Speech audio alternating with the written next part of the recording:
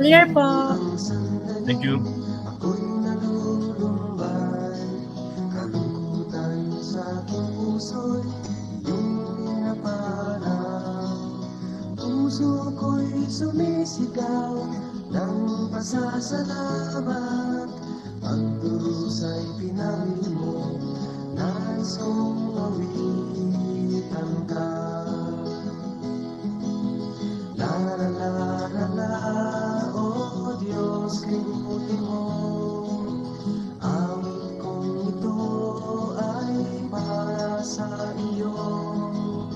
Nais kong ialay buhay ko sa paglilingkod sa'yo. Nais kong awitan ka ng bagong awit. Ibigat ang ibig nito'y ang iyong pag-ibig. Awit ng pasasalamat ang aking hatid. Nais kong awitan ka, O Diyos ng pag-ibig.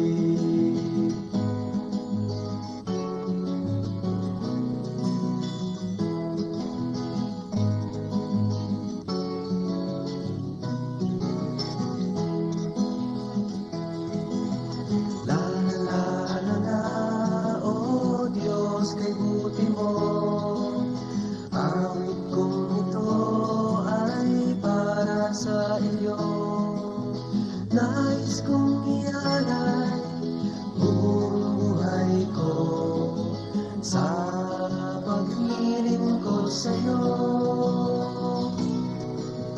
Nais kong awitan ka ng bagong awit. Dedikat ang himig nito'y ang iyong pag-ibig. Awit ng pasasalamat ang aking hatid. Nais kong awitan ka, O Diyos. 7 o'clock na po. Isang mapagpalang gabi po sa inyong lahat na naririto ngayon sa ating C4 Hope Meeting Virtual. Welcome po sa bawat isa. Available din po ang ating Hope Meeting via Facebook Live sa mga hindi po nakakapasok sa ating Google Meet. Masaya po kami na muli namin kayong makita at makasama sa ating gawain. Sa kabila po ng hamon, sa ating mga signal, sa ating mga kuryente, doon po sa naganap na bagyong Kaingan po. Salamat at nakabalik na yung ating mga signal, ang ating mga connections. Kaya naman malaking kagalakan po sa amin na bawat linggo palagi po tayong magkakasama, 1 oras sa may awit, patotoo at mensahe ang hatid ng gawain ito. Ang iba po sa inyo, weekly na nating kasama at purihin po ang Panginoon, palagi po tayong merong mga bisita. Nagpapasalamat po tayo sa ating mga kapatid na walang sawang nagsisend ng link para ibahagi ito sa inyong mga mahal sa buhay at sa mga bagong nakikilala. Kaya naman hamon ko rin po sa ating mga bisita ngayon, kung kayo po ay mapapagpala sa ating mga mapapakinggan, makiisa na din po kayo sa pag-send ng ating link upang mas marami pa po ang makapakinig ng mabuting balita na hatid ng ating Hope Meeting. Para po muli niyong mapakinggan ang ating mga patotoo mensahe sa mga nagdaang linggo, meron po tayong Facebook group. Pinopost po natin dyan lahat ng mga nakalipas na gawain. Palagi ko po kayong ini-encourage kung kayo po ay hindi pa kabilang sa group na yan, kayo po ay mag-join. Ang pangalan po niyan ay C4 Hope Meetings Group. Pwede po kayong mag-type ng inyong mga comment kung kayo po ay may mga katanungan at willing din po kami na sagutin yan. Even your prayer request, kagalakan po na isama namin kayo sa aming bawat araw na pananalangin. Nais ko pong ibahagi ang sinasabi sa kanyang mga salita. Familiar verse na ito sa bawat isa sa atin.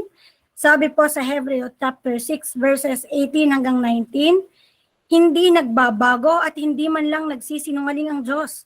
Kaya tayong nakatagpo ng kanyang kalinga ay panatag ang loob na umaasa sa mga pangako niya. Ang pag-asang ito ang siyang matibay at matatag na angkla ng ating buhay. Purihin ang Panginoon sa kanyang mga salita. Ngayon po, hinihilingan ko ang ating Missions Department Head, Ate Gay Mendoza, para po sa kanyang pagbati. Mapagpalang gabi po sa bawat isa. Welcome po sa inyo mga kapatid na kasama namin ngayong gabi. Sa bawat isa, maraming salamat po sa inyong pagdalo at sa mga ginagawang pagbabahagi ng mga lingkod natin sa ating mga mahal sa buhay. Nawa po sa pakikinig ninyo ng mga patotoo ng pag-asa, awiting may pag-asa at mensahe na may hatid na totoo at tiyak na pag-asang mula sa Panginoon ay maranasan po natin ang masaganang kalakasan, kagalakan at kapayapaang mula sa Diyos. Mapagpalang gabi po sa bawat isa. Maraming salamat, Ate Gay. Sa pagkakataon po ito, nais ko pong ibahagi kung ano nga po ba yung Hope Meeting. Bakit nga po ba tayo nagkakaroon ng ganitong gawain? Ang Hope po ay Household Opportunities Presentation and Experience. At ang Save for Hope Meeting po ay una, naglalayon na maibalita ang makapangyarihang pagkilos at mensahe ng Panginoon sa komunidad.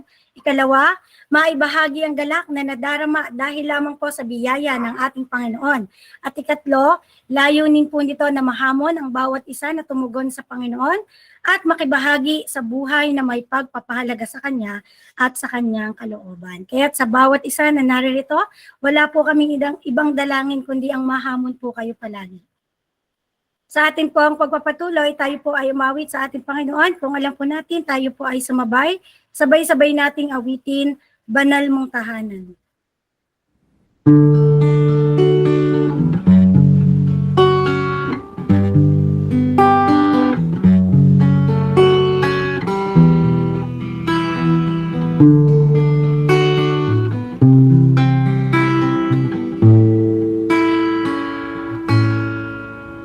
Ang puso ko'y dinudulog sa'yo, nagpapakumbaba, nagsusumamo, paging kapatid mo, na ikaw ay mamasdan, magaligaw.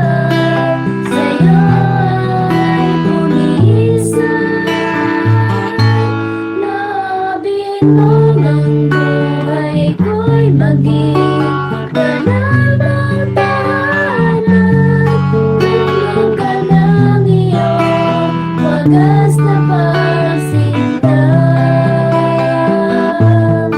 daluyan ng walang hanggang mga paborit pagsamba, manaligaw Diyos ngayon at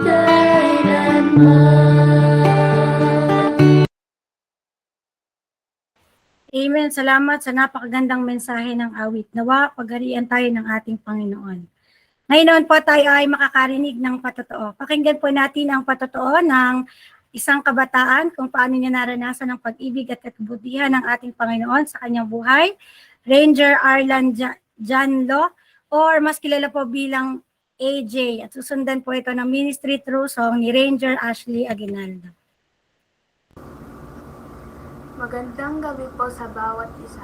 Ako po si Arlen Janlo o mas kilala sa tawag na AJ. Ako po ay lumaki na ang pareho ko pong magulang ay nananampalataya at may banal na takot sa Diyos. Simula po pagkabata ay expose ako sa Christian community. Nakaka-attend po ako ng mga Sunday school, sumasali sa mga gawaing pambata sa loob ng church. Subalit hindi ko po lubos na unawaan ang aking mga ginagawa. Minsan ay nakakasagot din po ako sa aking mga magulang at hindi po ako nakikinig sa kanilang mga payo. Hindi ko rin po maunawaan ang tunay na kaligtasan. Nang ako po ay nasali sa mga gawaing pangkristyano, na ibahagi po sa akin ng aking tatay at sa aking kapatid na babae ang tungkol sa tamang relasyon sa ating Panginoon. Habang nasa vacation po si tatay, ay ipinaliwanag niya sa akin kung ano ba ang tamang kaligtasan mula sa ating Diyos. Kinalala ko po ang aking mga pagkakamali at humingi ng tawad sa aking mga kasalanan at nanalangin sa Diyos na pagharian niya ang aking buhay. Sa ngayon po ay namumuhay ako kasama ng aking pamilya sa biyaya ng Diyos na ang sentro ng buhay namin ay ang Panginoon. Naging curious po ako sa Biblia tungkol sa Second Coming at ang Paul's Journey, kaya't nagsisikap po akong makinig at dumalo ng mga gawain tulad ng Bible study, Holy SBC at sa araw-araw na pagbabasa ng Biblia. para sa aking paglago sa buhay Kristiyano. Marami pong life challenges ang dinaraanan ng aming pamilya at alam ko pong ito ang paraan ng Diyos upang patuloy akong magtiwala at sumamba sa Kanya. Salamat po sa Panginoon na patuloy na nagtuturo sa akin kung paano mamuhay sa Kanyang salita at biyaya. Kaya sa tulad ko pong naghahanap ng sagot sa aking mga tanong, patuloy po tayong magbasa ng salita ng Diyos upang malaman natin ang sagot at dumalo sa mga gawain para sa ating patuloy na pagkatuto sa ating Panginoon. Sa Diyos po ang papuri.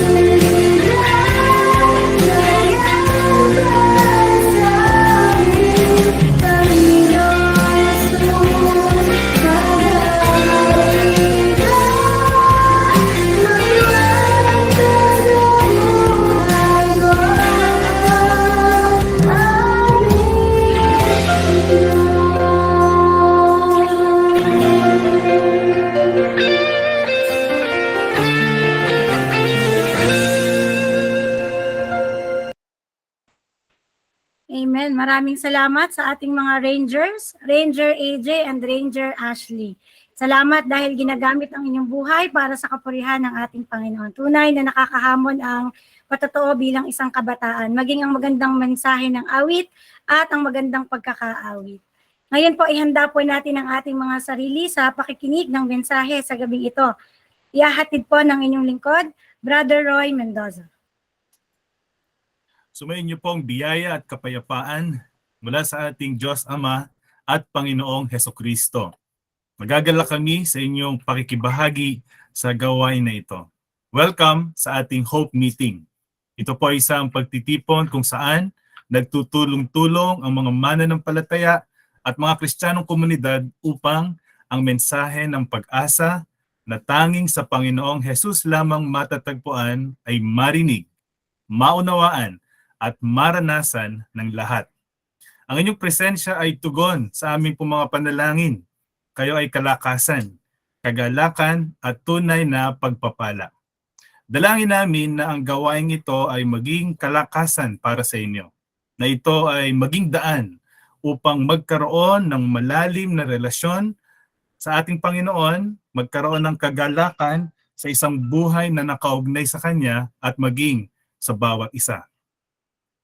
Bago pa tayo magpatuloy, tayo muna ay sandaling manalangin at ating ipagkatiwala sa Panginoon ang ating pag-aaral. Dakilang Diyos, banal at makapangyarihan sa lahat. Aming Ama, kayo po ang aming manlilikha, ang haring walang hanggan, ang Diyos na umiibig sa amin ng tapat. Kayo po ay makapangyarihan na tumutupad sa inyong mga pangako. Dahilan dyan kayo ang aming kapayapaan. Nasa inyo ang aming kagalakan. At kayo, sa pangyayari na inyong kalooban, ang siyang tagumpay namin. Panginoon, pinupuri at itinataas po namin kayo. Ang inyong habag at biyaya ang dahilan kung bakit po kami patuloy na nakalalapit. Panginoon, kami po ay umaamin sa aming mga kahinaan, pagkakamali. Lumalapit kami na humihingi ng tawad sa aming mga kasalanan, batid na sa maraming kaparaanan, hindi po kami karapat-dapat. Panginoon, patawarin po ninyo kami at linisin po ninyo kami sa mga sandaling ito.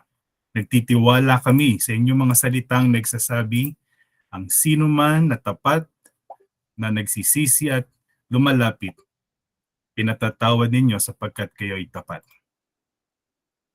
Amin din pong inaalala sa pagkakataong ito ang aming mga kababayan, mga kakilala, kaibigan, mahal sa buhay, maging kasama sa pananampalataya na nasalanta at naapektuhan ng bagyong nagdaan. Hiling po namin na ikaw po ang tumulong sa bawat pangangailangan, sa pagkain, sa mga karamdaman, sa pagkawasak ng mga ari-arian. Panginoong, kahabagan po ninyo ang bawat isa sa kanila at hinihiling po namin ang inyong masaganang pagpapala at tulong sa kanila na dadaloy sa pamamagitan ng mga taong kumikilala at nagpapahalaga sa inyo. Tulungan po nyo kami na tumulong din sa iba't ibang kaparaanan upang matugunan ang bawat pangangailangan. Dinadalangin din po namin ang bawat isa na naririto ngayong gabi. Dumadanas ng iba't ibang kahirapan ng buhay, hamon maging sa pinansyal na mga bagay, marahil ay kakulangan sa karunungan, ang iba kakulangan sa buong pusong pagtitiwala sa inyo. Hinihiling po namin ang liwanag na inyong mga salita ang makita sa buhay ng bawat isa, magliwanag sa aming puso at matugunan ang bawat pangailangan na meron kami. Higit sa lahat, ang pagkakaroon ng isang personal na relasyon sa inyo. Sa panahon ngayon, Panginoon, madami pong balita ng karahasan, tulad ng mga krimen, pagpatay. Hiling po namin ang pag-iingat ninyo sa bawat isa. At dalangin din namin ang karunungan sa bawat namumuno sa aming pamahalaan. Ngayong gabi, muli po kami nagpapasalamat sa pagkakataon na makakapakinig ang bawat isa na inyong mga salita. Hiling namin na inyong gabay na ang bawat salitang ito ay tumimo sa aming isipan at puso, maging daan sa pagbabago ng buhay ng bawat isa. Aming ipinagkakatiwala ang lahat ng ito Sa pangalan ng aming Panginoong Jesus. Amen. Ang ating paksa para sa buong taon, submitted to God's Word, standing strong against the world, setting our hope and direction on meeting Christ. Tayo po ay nasa isang panahon ng laganap na kahirapan, malinaw na kahinaan ng tao, nahahayag sa araw-araw ng ating buhay. Tayo po ay walang kasigurunan kung sa ating mga sarili lamang. Madaming hindi magandang impluwensya sa ating pong paligid.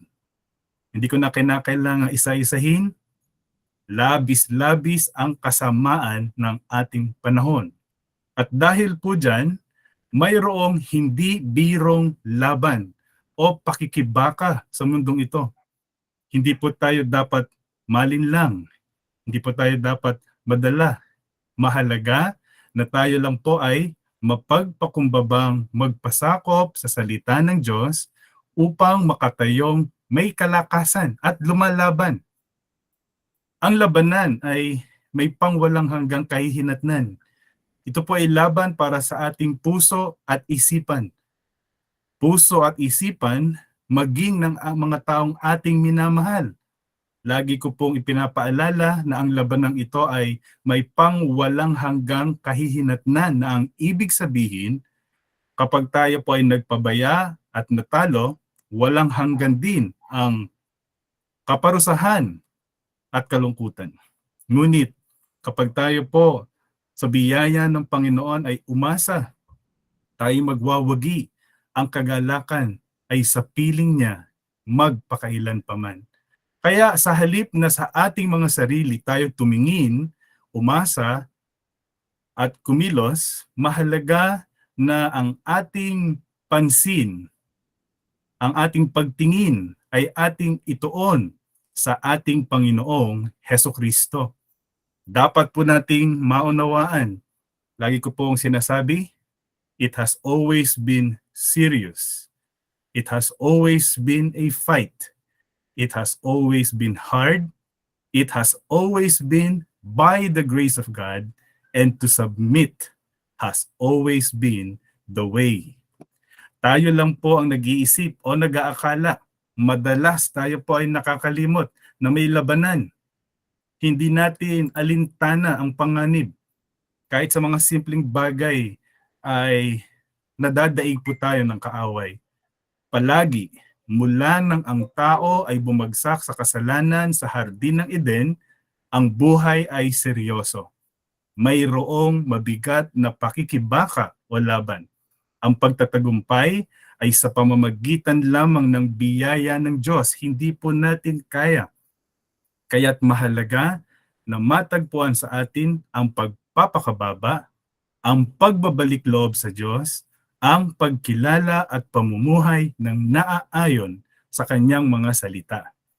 Kaya nga po para sa taong ito bilang annual theme verse, palagi din nating binabalikan, palagi po namin ipinapaalala ang sinulat ni Apostol Pablo. Sabi niya sa unang Tesalonica, chapter 4 verse 1 and chapter 5 verse 6. Mga kapatid, isa pang bagay ang pinapayo namin sa inyo sa pangalan ng Panginoong Hesus. Sana'y lalo pang pagbutihin ninyo ang pamumuhay ninyo ngayon. Pamumuhay na ayon sa inyong natutunan sa amin, upang kayo'y maging kalugod-lugod sa Diyos. Kaya nga, kailangan tayo'y manatiling gising, laging handa, at malinaw ang isip, di tulad ng iba. Mahalagang makita ang ating kaibahan kung tayo po ay nagsasabi na tayo ay sa Panginoong Hesukristo. Maging iba, hindi lamang po sa panlabas ng mga ginagawa natin, kundi sa kaibuturan ng ating puso at maging sa pinakamalalalim na kaisipan na mayroon tayo. Hindi po natin yan magagawa sa ating sarili. Mahalaga po ang asahan natin ang pagkilos ng ating Panginoon. Ngayong gabi sa atin pong pag-aaral, nais kong magsimula sa isang tanong na marahil hindi pa lubos na nauunawaan o hindi pa natin napag-iisipan. Ang tanong ay, when does life become enjoyable? When does life become enjoyable? Kailan nagiging masaya ang buhay? Naitanong niyo na po ba ito sa inyong sarili? Ano po ang inyong naging sagot? Ano ang naging hinaing na inyong puso? Meron po ba tayong mga hinahanap? Habang itinatanong ito, meron bang sense of frustration, lungkot na hindi mo maamin at takot ka na ilabas? Madalas sa ating panahon, mababasa natin kahit sa Facebook, sabi, pagod na ako. Sabi naman na iba, ganito na lang ba ang buhay? Ganito na lang ba talaga? Hindi na ba magbabago? Kahit po nung ako ay bata, sa mga taong nakakahalubilo namin sa church at kaibigan na aking mga magulang, ang dami ang nagsasabi, ang hirap ng buhay. At merong iba na nagsasabi, nakakasawa na. Ito pong tanong na ito ay nakita ko doon sa isang website na lagi ko pong pinupuntahan, yung Quora. At doon sa Quora, ito po ay isang lugar sa internet kung saan ikaw ay maaaring makakuha at magbahagi ng kaalaman. Isa po siyang platform upang magtanong at kumulekta ng mga sagot mula sa mga taong gustong mag-ambag. At ang mga sumasali po dito ay mga professionals. May iba, minsan politiko, minsan artista, aktivista, teacher, basta iba't iba. Para po itong Facebook, pero hindi po siya social na mga bags, pasosyalan. O hindi maraming mga pictures. Ito po ay palitan ng kaisipan. Intellectual lang dating. Dito po, kung nakuha yung kaisipang ito, nakuha yung aking atensyon at napukaw yung aking interest. At doon po sa tanong na, when does life become enjoyable? May nagtanong ng ganoon. Ang sagot ng isang researcher ay, the simple answer is, when you make it enjoyable. That's the only truth. Life itself is not enjoyable. It's you who has to make it that way. Isang researcher ang sumagot po niyan. Simple lang daw, ikaw ang gagawa para maging masaya. Kasi daw, ang buhay mismo, anuman ang mayroon dito, hindi naman talaga kasiya-siya. Kailangan na ikaw ang magpasya at gumawa para ikaw ay maging masaya. Tama po ba yun? Naniniwala po ba kayo doon? O ganoon din po ba ang inyong sinasabi? May isa pang sumagot, isang dating US Marine Corps. Ang sabi niya, when you realize you have all you need, the majority of the human species is discontent with life, constantly looking for better, always coveting. When in reality, it is a magnanimous gift to be here, to even be human. Stop searching for more and start searching for yourself. Sabi naman niya, kapag napagtanto mo na kung ano yung meron ka, kapag napag-isip-isip mo na kung ano yung meron ka sa buhay mo, na lahat ng kailangan mo, magiging masaya ka na. Karamihan daw sa mga tao ay hindi masaya sa buhay. Talagang naghahanap kung paano makakaranas ng mas maganda, mas mahusay, mas mainam, at ang tao daw po ay palaging nag-iimbot. Akala ko, tama na yung kanyang sasabihin eh. Parang maganda na, ano po. Kaya lang, sablay pagdating doon sa dulo. Na ang hahanapin ay yung kanyang sarili. Sabi naman ng isa na nagpakilala bilang isang stoic, whenever you decide to enjoy it without needing a reason. Magpapasaya sa'yo, basta i-enjoy mo. Ganon kasi yung pananaw ng mga stoic. Kahit ano pa yung pinagdadaanan nila, wala lang. Sobrang hirap, okay lang. Hindi sila nagpapakita ng emotion.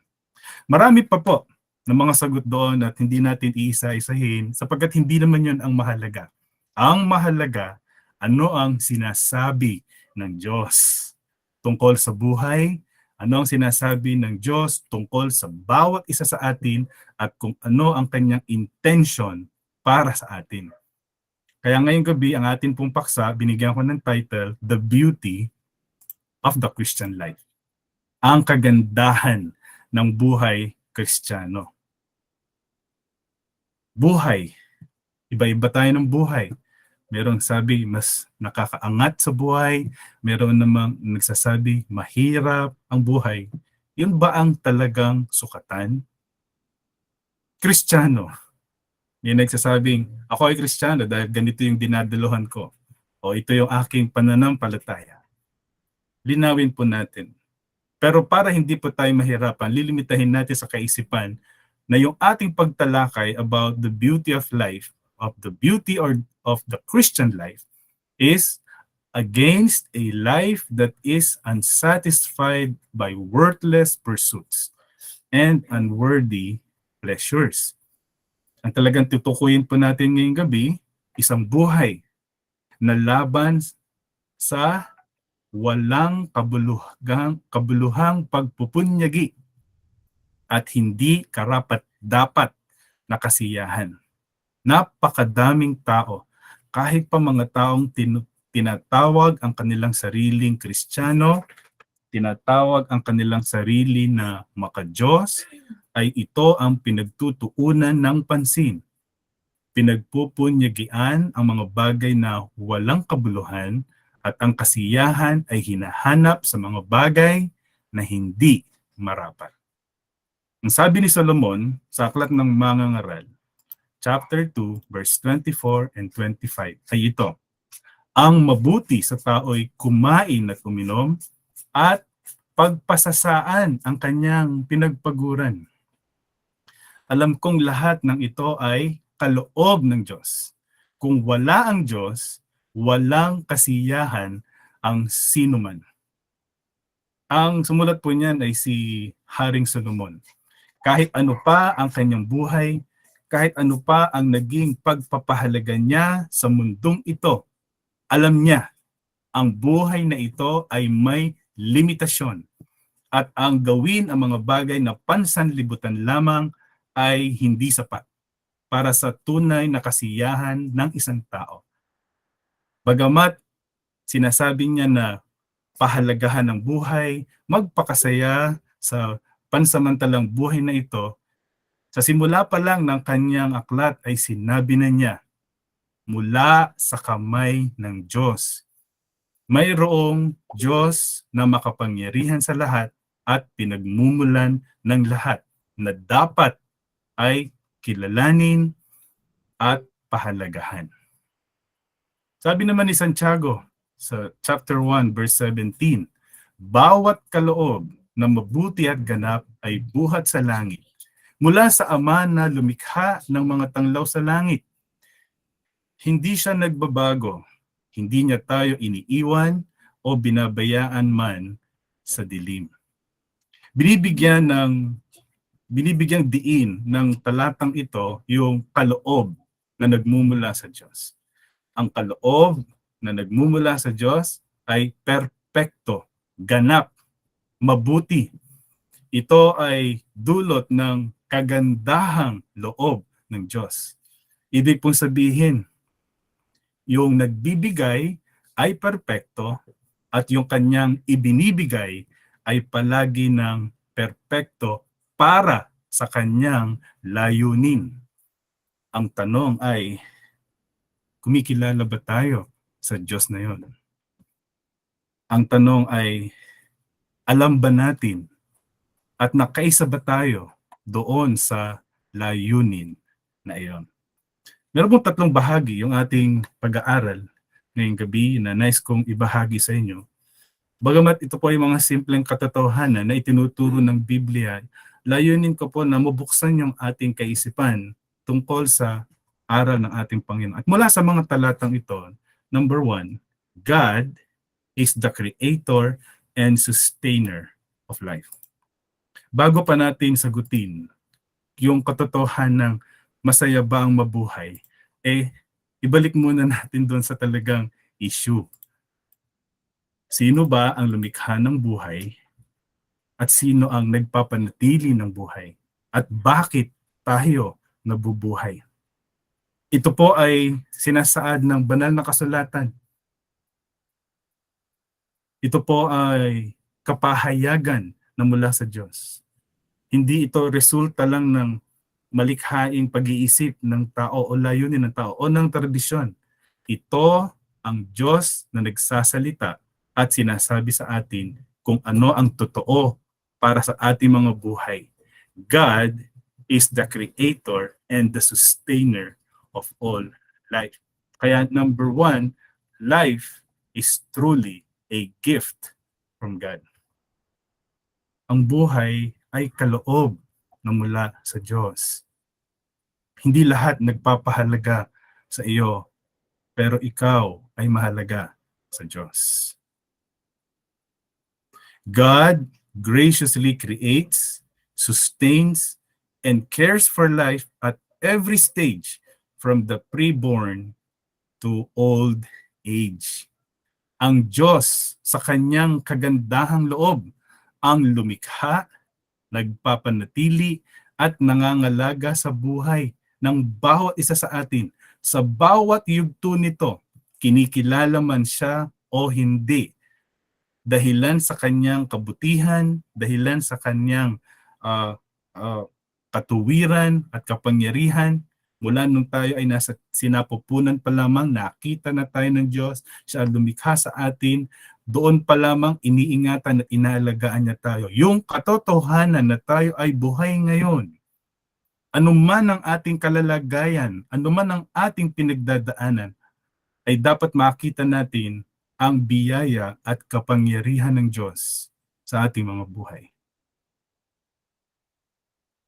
Kaya lang marami ngayon ang pilit na idinideny ang existence ng Diyos. Pilit na pinagre-rebeldehan ang pamamahala ng Diyos. Na para bang kaya nila, mabubuhay sila, at mapapabuti sila kung wala ang Diyos. Kaya naman para sa atin, ng mga nagbabasa ng Biblia at sumasama sa ganitong pag-aaral, number 3, what a joy and privilege it is to be God's spokespersons for life. Anong laking kagalakan at pribilehiyo naman para sa atin ang maging tagapagsalita, tagapagpatotoo, tagapagbahagi tungkol sa buhay ng tao. Hindi po natin pinag-uusapan yung chismis kasi ibang klase pong pag-uusap sa buhay noon, yung kasiraan, mga kwento-kwento. Hindi po yun. Ang pinag-uusapan nating buhay ay makita natin ang kahulugan ng buhay, ano talaga ito, ano ang nais ng Panginoon, ano ang ganda nito sa kabila ng ating mga pinagdaraanan. Ang kagalakan ng buhay ay kaugnay sa mabuting balita ng Panginoon. Ang kalungkutan ng buhay, anuman ang ating pinagdadaanan ngayon, ay resulta ng kawalang pagpapahalaga at hindi pagiging pangunahin ng mabuting balita na solusyon na ibinigay ng ating Panginoon para sa atin. Kaya nga, nais kong tignan natin yung pananalita mula kay Apostol Pedro. Sabi niya, tinanggap natin sa pamamagitan ng kanyang kapangyarihan ang lahat ng bagay na magtuturo sa atin upang mamuhay ng tapat sa Diyos. Ito'y dahil sa ating pagkakilala kay Jesus, na siya ring tumawag sa atin upang bahaginan ng kanyang karangalan at kapangyarihan. Ang ganda, hindi po ba? Hindi lang yung basta buhay na humihinga tayo sa panlaman, pero merong kakaiba na po pwede tayong tanggapin. At sabi sa bandang huli, binahaginan ng kanyang karangalan at kapangyarihan. Doon sa aklat ng Roma, Si Pablo naman ang nagsasabi. Ang sabi niya, hindi niya ipinagkait ang sarili niyang anak, kundi ibinigay para sa ating lahat. Kung naipagkaloob niya sa atin ang kanyang anak, hindi ba niya ipagkakaloob sa atin ang lahat ng bagay kasama ng kanyang anak? Ang pananalita ni Apostol Pablo ay nagpapakita ng dakilang pag-ibig ng Diyos. Dakilang biyaya ng Diyos. Yung Roma chapter 8, pinag-aaralan natin sa ating mga virtual class, ay nagpapakita, ito ay diamante ng aklat ng Roma, ng mga katotohanan dito na nagsasabi, maliban na sa pagkilos ng Panginoon, walang kaligtasan. Kaya nga, siya ang pinagmulan, ibinigay niya, hindi ipinagkait ng Diyos ang Panginoong Hesukristo. At kung si Jesus ay hindi ipinagkait, talaga bang meron siyang ipagkakait pang mabuting bagay sa atin? Walang makapaghihiwalay sa atin sa pag-ibig ng Diyos, sapagkat siya mismo ang lumapit at nagligtas sa bawat isa na kanyang mga tinubos. Ang tanong lang ay, ganun ba natin tinitignan ang pagkilos ng Diyos sa ating buhay? Lalo pa kapag nakita natin ang sinabi ng Panginoong Jesus. John chapter 6, 33 to 35, sapagkat ang pagkaing bigay ng Diyos ay yoong bumaba mula sa langit at nagbibigay buhay sa sanlibutan. Ginoo, wika nila, bigyan po ninyo kami lagi ng pagkain iyon. Gusto natin yon. Bagay na mula sa langit, bagay na supernatural, bagay na magpapaganda ng at mag-aayos ng ating buhay. Ang sabi ng Panginoong Jesus, ako ang pagkaing nagbibigay buhay. Ang lumalapit sa akin ay hindi maggugutom at ang nananalig sa akin ay hindi na mauuhaw kailanpaman. Meron ba tayong ganitong pagpapahalaga sa ating Panginoong Hesukristo? Minsan dinidefine natin yung buhay sa dami ng pera, sa dami ng kaibigan. Yung iba naman ngayon sa kalapitan ng mga anak o ng magulang o trabaho o ano pa man sa bagay sa mundo. Pero sabi ng Panginoong Jesus, ako ang daan, katotohanan at ang buhay. Kaya naman gusto ko i-diin ngayong gabi yung isa pang katotohanan. There is no better life to live than the Christian life. Hindi po relihiyon ang pinag-uusapan natin dito. Ang pinag-uusapan natin dito ay yung buhay na may relasyon kay Kristo. Kaya po Christian. Christ, galing yung root word ay yung Christ.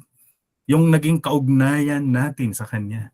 Walang mas mabuting buhay maliban doon sa buhay na nakaugnay kay Kristo. Ang dahilan, sapagkat kung tayo po ay hiwalay kay Kristo, nangangahulugang nananatili tayo sa ating makasalanang kalalagayan. Ang makasalanang kalalagayan na yon, sinabi ni Apostol Pablo, ay kalalagayang patay, alipin, mahina, at kinapopuotan ng Diyos. Kaya nga, ganon kahalaga ang Panginoong Hesukristo. At kung gusto natin ng buhay na talagang may kagalakan, meron pong itinuturo ang Biblia. Number 1, the Christian life is supposed to be lived by faith. It is by faith that we enter into the Christian life. Pananampalataya po ang paraan. Kasama doon sa pananampalataya na yon yung tamang impormasyon mula sa Biblia, yung ating tinatanggap na katotohanan tungkol sa Diyos, tungkol sa tao, tungkol sa ating pagiging makasalanan, tungkol sa paraan ng kaligtasan ay dapat naaayon sa kasulatan. Hindi lamang yun, dapat ito ay ating naunawaan. At hindi lamang natin naunawaan, Isinasalig natin ang ating buhay sa katotohanan ng iyon, iniibig natin ang katotohanan ng iyon, at sinusunod natin ang katotohanan ng iyon. Yun po ang ibig sabihin ng pananampalataya sa banal na kasulatan. Hindi po yung para sa marami ngayon ay nananalig naman ako. Tanungin mo naman, anong ginawa para sa ni Kristo? Gaano kahalaga yung krus? Ano ka kung wala si ang Panginoong Jesucristo? Hindi po nila masabi kasi napakababaw ng kanilang pananaw tungkol doon. Number 2, the Christian life is supposed to be one of death to self in order to live a life of faith. Opo, ang isang Kristiyanong pamumuhay, yung isang buhay na talagang kakaiba, buhay na talagang may kagalakan sa bahaging ito ng mundo, ay yung kamatayan sa sarili. Ang sabi ni Apostol Pablo, namatay na akong kasama ni Kristo doon sa krus, at kung ako may nabubuhay, hindi na ako ang nabubuhay, kundi si Kristo ang nabubuhay sa akin. Sa katawang ito, ako'y nabubuhay ngayon, ipinamumuhay ko sa pamamagitan ng pananampalataya sa anak ng Diyos na umibig sa akin at nagbigay ng kanyang buhay para sa akin. Ang totoong buhay na mayroong kagalakan, kaibahan, ay yung si Kristo ang nasusunod sa ating buhay. Parang sumasama tayo sa kanya doon sa krus. Sa halip na magpasasa sa mundong ito, gawin yung mga bagay na hinahanap ng ating laman, ninanais nating tuparin ng nais ng Diyos, kalooban ng Diyos, hindi upang maligtas, kundi naunawaan nating na bago na tayo at kasama na natin ang Panginoong Yesus sa pamamagitan ng pananampalataya, at ngayon, ito na ang ating buhay. Dito na tayo sa mundong ito, sa kabila ng mga hirap, naririto man tayo sa mundong ito, ang ating kaisipan ay nakatuon doon sa langit. Ang kaligayahan, kapayapaan ay hindi natin hinahanap o inuuna sa mga bagay na pansanlibutan, kundi sa pagtingin sa bawat pangako ng Diyos. Kaya nga yung pangatlo, the Christian life is also supposed to persevere to the end. Marami po yung nagkukunwari na sila ay sa Diyos. Marami yung nagsasabing na bago sila ng Diyos. Marami yung sinasabing nananalig naman sila. Marami din yung nagsasabing tumanggap naman ako kay Kristo. At na nagsasabing Kristiyano naman ako, nabautismo naman ako, member naman ako. Ito po yung magagandang bagay, at sa kanilang sariling pagiging bahagi, hindi naman talaga masama, maganda nga. Subalit ang talagang tanong, ano ang totoo sa ating puso? Ang totoo sa ating puso ay kung ano yung salitang natanim. Kung ano yung ating totoong pananampalataya. Kung gaano yung ating buong pagtitiwala at pananalig kay Hesukristo. Doon sa parable noong of the sower, yung lumabas yung isang lalaki para magtanim, may mga binhi na nalaglag sa iba't ibang klase ng lupa, mayroon sa daanan, pero mayroon pong nalaglag sa batuhan, tumanggap, makinig, masaya sila, pero nung dumating yung pagbiro, pagtuligsa ng mundo, yung tinatawag na init ng araw, agad na natuyo at nawala. Meron din mga nalaglag sa dawagan, kasamang tumutubo nung damo, nung dawag. Pero ang sabi ng Panginoong Hesus sa kanyang kwento, nadaig. Ano pa nakadaig? Nadaig ng alalahanin sa mundong ito, at pangalawa, pagpapahalaga sa yaman ng mundong ito. Kaya nga po, nais kong linawin sa bawat isa. Mahalaga na the Christian life is one lived by faith in God who saved us, empowers us, seals us for heaven, and by whose power we are kept forever. Hindi po ito tungkol sa atin.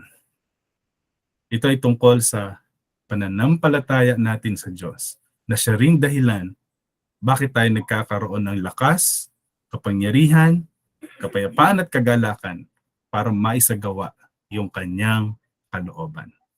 Kaya nga, nais ko pong magbigay ng paalala at para ba ang huling hamon. Tinan po niyo itong mga talatang ito. Mateo chapter 6, 19 to 21. Huwag kayong mag-impok ng mga kayamanan dito sa lupa. Dito ay may naninirang tanga at kalawang at may nakapapasok na magnanakaw. Sa halip, impokin ninyo ay mga kayamanan sa langit.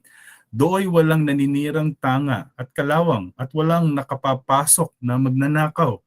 Sapagkat kung saan naroon ang iyong kayamanan, naroon din naman ang iyong puso. Si Santiago din na nagsabi, natutokso ang tao kapag siya'y naakit at napatangay sa sariling pita. Kapag ang pita ay tumubo at nagugat, nagbubunga ito ng pagkakasala. Kapag lumala ang kasalanan, ito'y nagbubunga ng kamatayan. Napakadami ang hindi alintana ang mga babalang ito. At gusto ko pong ipaalala ngayong gabi, distraction is a killjoy to the Christian life. Ang pagkagambala, yung tayo po'y distracted, dadala yung ating pananaw, paningin. Ito po'y nagpapahina ng ating pananampalataya. At kung tayo wala talaga kay Kristo, talagang madadala po tayo. Kung tayo na kay Kristo, titingin tayo kay Kristo at hindi tayo madadala nito. Pero kung tayo ay wala talaga kay Kristo, nagkukunwaring kay Kristo, tiyak, tulad ng mga binhi na nabagsak doon sa dawagan, sa lupa, ganun din po yung mangyayari sa atin. Lagi po nating tatandaan, the good in your life is not at odds with God's glory, but a means to beholding it. Maraming bagay na maganda sa iyong buhay, praise the Lord. Hindi ito salungat sa kaluwalhatian ng Diyos. Maganda ito, pinagpapala ka niya, tinutulungan ka niya. Pero hindi ito dapat makahadlang sa iyong pagbibigay kaluwalhatian at karangalan sa Kanya. Ito'y dapat na magbukas na iyong kaisipan na lalo pang ibigay ang iyong buhay sa Kanya. Kaya kung sa kabila ng pagpapala ng Diyos, mas pinipili natin ang mga bagay na pansanlibutan at yung mga bagay na hindi kalooban ng Diyos, nagpapakilala ito kung anong puso mayroon tayo. Hindi sa Kanya. Pangalawa, joy is not sought in the Christian life. It is granted. Those who have believed upon the beautiful gospel of Christ are empowered toward a vibrant life of joy and gladness. Si Pablo mismo nagsabi niyan, tapos na po siya doon sa buhay ng paghabol sa kung ano-ano mang maibibigay ng mundong ito. Ang sabi niya, itinuring ko itong basura.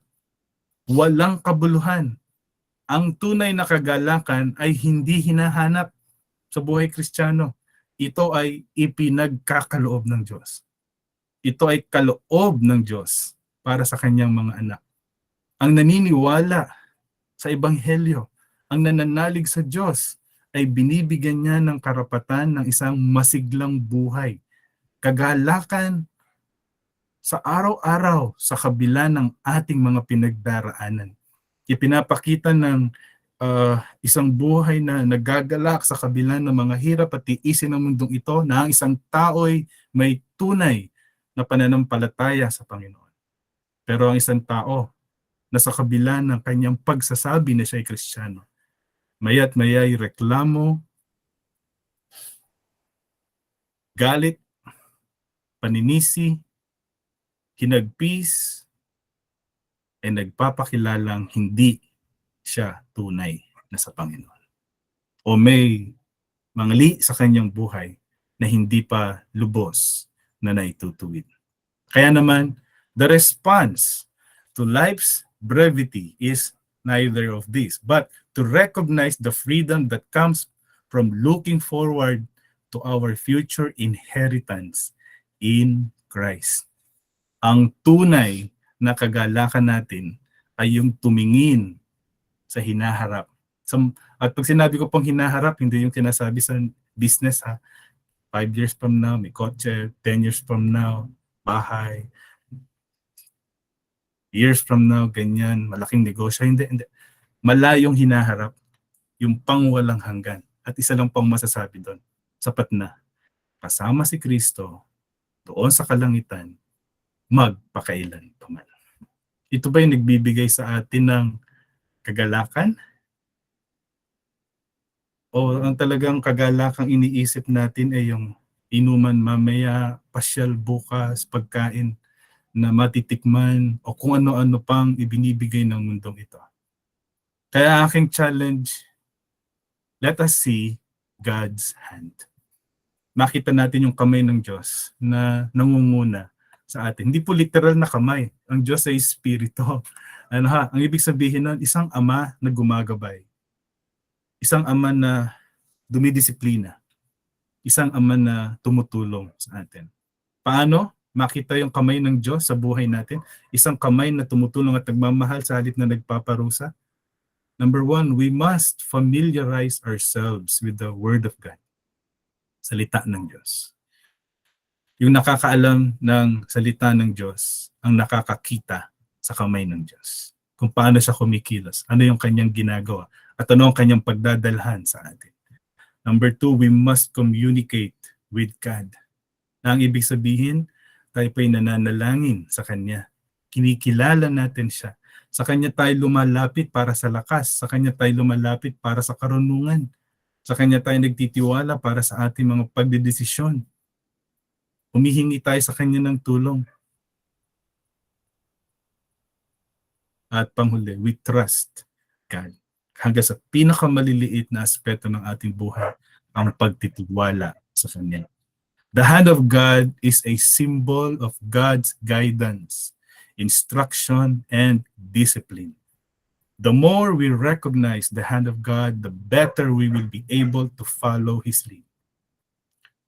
Through the study of God's Word, a strong prayer life, and an abiding trust in God, we can learn to recognize, trust, and enjoy the hand of God moving in our lives. Ang Diyos kasi po ay hindi nakikita. Pero ang Diyos na ito na hindi nakikita ay nagsalita. Sa kanyang pagsasalita, ipinakilala niya kung sino siya. Pinakilala din niya kung sino tayo. Tayo ay mahina at makasalanan, mapapahamak. Pero ipinakilala ng Diyos kung sino siya, ano ang kanyang gagawing pagliligtas. Nahayag ng napakalinaw sa pamamagitan ng ating Panginoong Hesukristo na bumaba mula sa langit dito sa lupa, nagkatawang tao, namuhay bilang alipin, namatay doon sa krus ng Kalbaryo para sa ating mga kasalanan, na ang sinumang sa kanya'y manampalataya may buhay na walang hanggan. Hindi siya ang dapat nakabayubay sa krus. Tayo ang dapat namatay doon. Dahilan sa ating mga kasalanan. Si Kristo ay banal, matuwid. Siya lamang ang tunay na nakasunod. Pero nang siya'y mamamatay na, ang sabi niya, tapos na. It is finished. Bayad na. Pinalaya na tayo. Ang sinumang sa kanya'y sumampalataya, magkakaroon ng buhay. At walang iba, sapagkat sinabi ni Jesus, ako ang daan. Ako ang katotohanan. Ako ang buhay. Walang makaparoroon sa Ama kung hindi sa pamamagitan ko. Inamin na ba natin na tayo nagkakasala, nagkakamali? At hindi lang basta nagkakasala at nagkakamali, tayo'y makasalanan. Buong buhay natin ay larawan ng pagtalikod at pagrebelde laban sa Diyos. Nakita na ba natin ang biyaya ng Diyos sa pamamagitan ni Jesus? Pinanaligan na ba natin yon? At sa ating buhay ngayon, pinapahayag ba natin kung sino at gaano kahalaga ang Panginoong Hesukristo? Gawin po natin, huwag natin palampasin ang gabing ito. Tumugon tayo ng may kapakumbabaan sa ating Panginoon. Magandang gabi at pagpalain tayo ng ating Panginoong Diyos.